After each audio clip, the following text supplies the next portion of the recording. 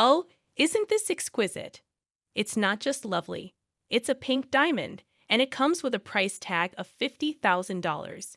My mother in law, who couldn't be bothered to attend my own mother's funeral, appears to be relishing a lavish getaway with her friends, completely oblivious to my presence. She gleefully shared details about her new sparkling pink diamond ring, seemingly fueled by jealousy towards a friend who flaunted a similar ring. In her triumph, she revels in having outdone her friend by choosing a more expensive ring from the same store. However, the reality is far from what it seems. It's implausible for her to afford such a costly item. And it turns out she had secretly taken money from my husband's safe to make the purchase. This money, crucial for her future, had been earmarked for her nursing home fees. My name is Hillary Johnson, a 46-year-old woman living with my husband Steve, who is 7 years my senior, and our high school senior daughter Gina. Despite not being wealthy, we lead a stable life. I have worked part-time at a local drugstore for over a decade, and my hobby is cultivating herbs. Lately, I've been challenging myself with a medical herb certification exam. Jenna and I often discuss her future dreams, bringing us joy. 6 months ago, my father-in-law passed away, introducing significant changes to our modest lifestyle.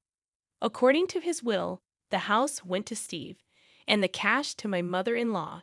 The money was intended for her nursing home fees, given her age of 75. Despite this, she pleaded tearfully to live in the house, and after much debate, we agreed to cohabitate for a year while searching for a suitable home.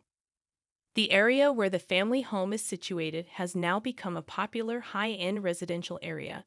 Still, we are not wealthy. It's an old landholding. I learned that my mother-in-law had a habit of spending recklessly, and though I had prepared for it to some extent, the reality was shocking. As Steve heads out for dinner shopping, my mother-in-law, on the first day of our cohabitation, casually asks, "Hillary, could you lend me some money? I'm going out." "Thank you. Just in case something comes up, and I need more, give me $100 for now," she says under the pretext of buying dinner. I found myself pondering how much groceries she intended to purchase. Despite my reservations, I made the mistake of giving her the requested amount. 2 hours later, she returned by taxi, laden with bags from an upscale department store filled with expensive deli items and sweets. Tonight, we feast. I wanted to try these side dishes. They're supposed to be delicious, and we have desserts too, she exclaimed proudly. Curious, I asked, "Mother, how much did this cost?" She replied, "Well, let's see. I went a bit over because of the taxi, but I covered the extra, so it's fine." Her proud declaration left me speechless, but little did I know this was just the beginning. Managing finances became my biggest headache after moving to the family home. While my father-in-law was alive, we used online supermarkets for groceries, paying with his card. Learning from my initial mistake of giving her large sums of money, I no longer entrusted her with shopping and kept the wallet in a locked drawer. Unhappy with not receiving money, she stopped doing any housework, caring only for the flowers at the entrance. Despite our monthly allowance of $300, she squandered it on clothes, beauty salons, meals, or coffee with neighbors. By mid-month, she would usually run out of money and ask for more. Frustrated by her reckless spending, as I was saving for my daughter's education, I calmly admonished her when she requested more money for a lunch date with friends. "Even Steve, who works, gets an allowance of $300. I can't give you more than someone who's working, so please use it more wisely." Dissatisfied, she returned to her room, likely to ask Steve for money later. The allowance came from the nursing home fund, and if it diminished, it would be her who suffered. When Steve came home, I expressed my concerns. "Did your mother ask you for more allowance again?" He replied, "Yes, she did. But I can't be too hard on her. She must be lonely without Dad. She's always been vain, you know. But I want to fulfill her wishes for at least this year that she's here." "I understand, but your kindness isn't truly benefiting her. Besides, it will eventually have repercussions for us." "You're right. I get it. My mother-in-law had a tendency to flaunt, especially in front of her three old friends who were mothers of my husband's classmates living in the neighborhood. I became aware of this during the funeral arrangements for my father-in-law. Steve, it's your father's funeral, so arrange the altar this way and get more extravagant flowers. The neighbors are coming. Don't embarrass your father, she instructed. Steve, being the spouse, complied with her demands to some extent, but the costs were significantly high. My mother-in-law's primary aim was to show off to the neighbors. I even felt sympathy for her, having to keep up with people from a different lifestyle. During the funeral, she only greeted 3 families of her friends. One day, after having lunch with her friends, she came back excited, her eyes sparkling. Today, Debbie showed me a ring worth $20,000 that she got from her husband for their golden wedding anniversary. I've never seen a $20,000 ring before. That's a wonderful gift. You don't have such wealthy friends, do you, Hillary? You'll probably never see anything like that in your life, she remarked with superiority and sarcasm, using her friends to boast. Hillary, you're so plain. Why don't you put on some makeup? Have you ever been to an upscale lunch? It was all about one-upping me. I tried to ignore her words, but she seemed increasingly hostile towards me, especially after I refused to give her more money. After settling my father-in-law's affairs and starting to look for a nursing home, my mother's health took a turn for the worse. When my sister and I rushed to the hospital, the doctor informed us that she had about 3 months to live due to advanced cancer. She was in a fragile state and could deteriorate at any time. My mother had occasionally mentioned feeling unwell before, but being a person of great endurance, it wasn't easy for her to show any signs of weakness. I regretted not paying more attention to her. I asked my sister to stay with her while I went to fetch some clothes and valuables from her apartment. As I packed a large bag in her room, I found some cash, likely her living expenses for the month, in a drawer. I took the cash with me, planning to shower and head back to the hospital. I left the bag in Steve's upstairs room and, after getting ready, noticed the zipper slightly open. A sense of unease washed over me as I checked the bag and found the cash missing. Suppressing my rising anger, I went downstairs to my mother-in-law's room. "Mother, may I ask you something?"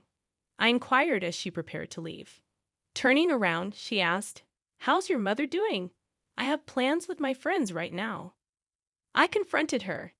"The money that was in the bag in our room, you have it, don't you?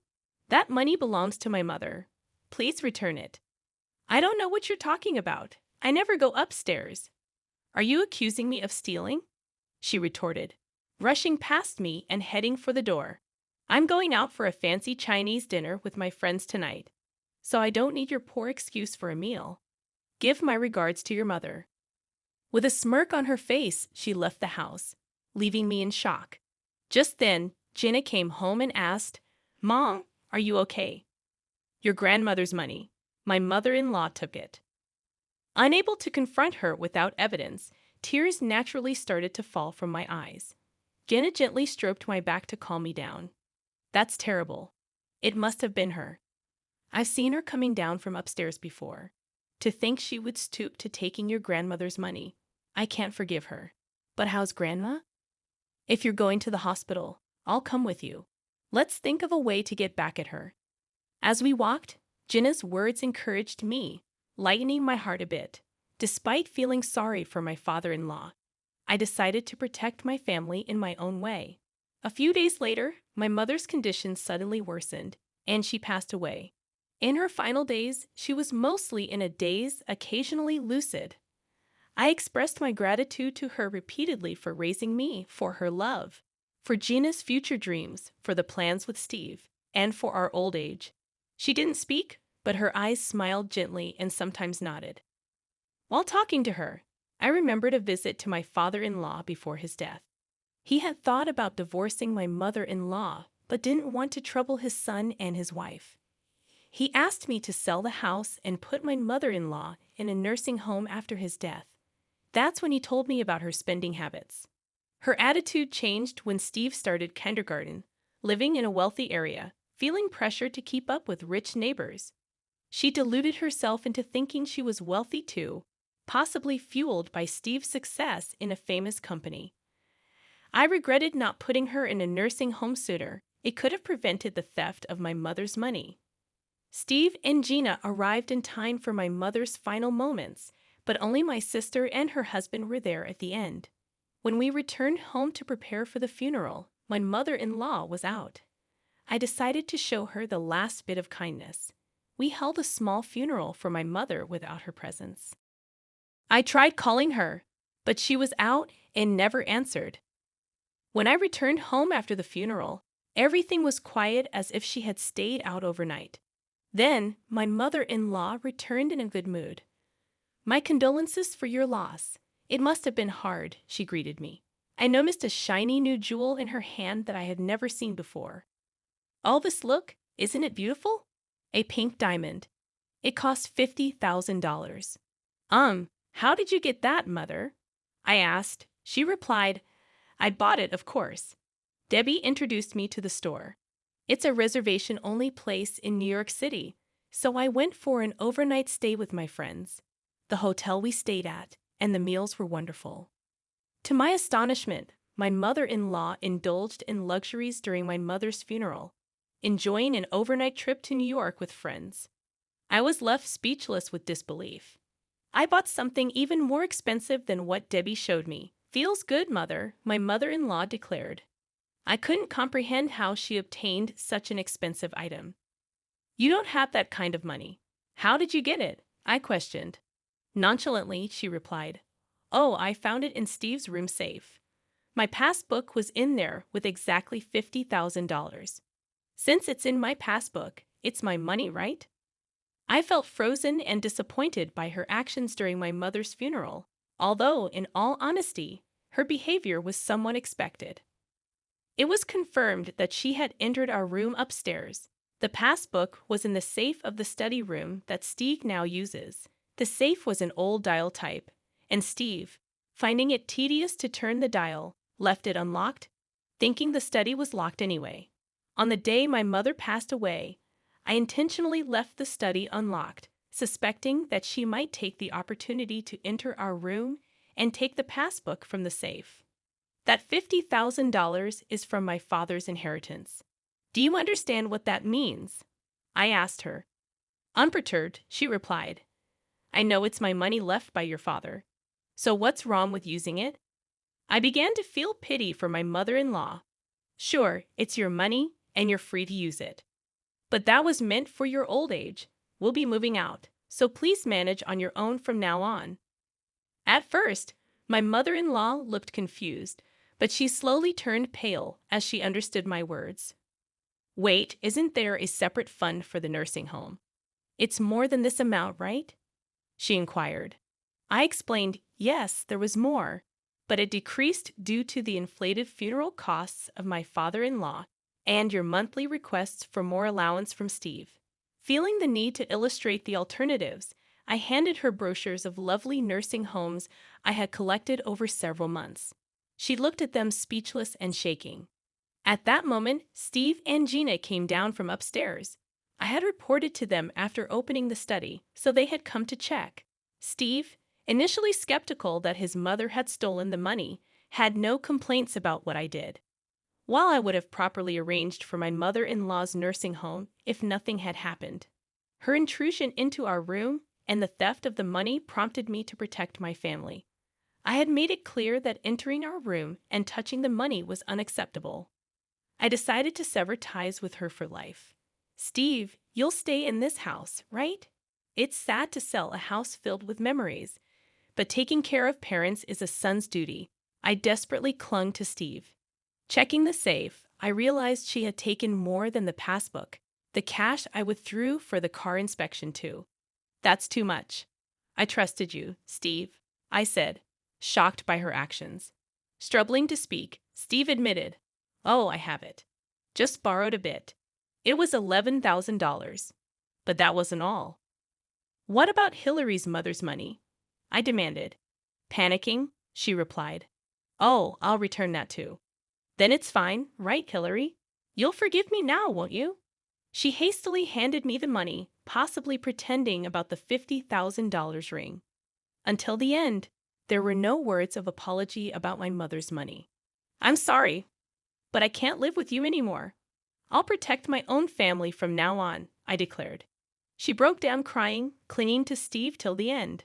However, Steve's grief-stricken anger was intense, and he acted quickly. He sold her belongings to create a lump sum and found a nursing home affordable on her pension. The chosen home, though, was far from the family home. I probably won't see her again in my lifetime. Steve occasionally gets calls from the home, and she seems calmer now, possibly settling into her new environment. I regretted not placing her in a home earlier. Perhaps if we hadn't lived in that house, her life might have been happier. A part of me felt a little sympathy for her. After she left, we moved, waiting for Jenna's graduation. Jenna got into her desired university and started living on her own. The family home, being in a popular area, quickly found a buyer. Steve is now applying for a transfer to a branch near the sea. We plan to spend a few years until retirement there, searching for our final home. We hope to continue living peacefully and harmoniously as a family.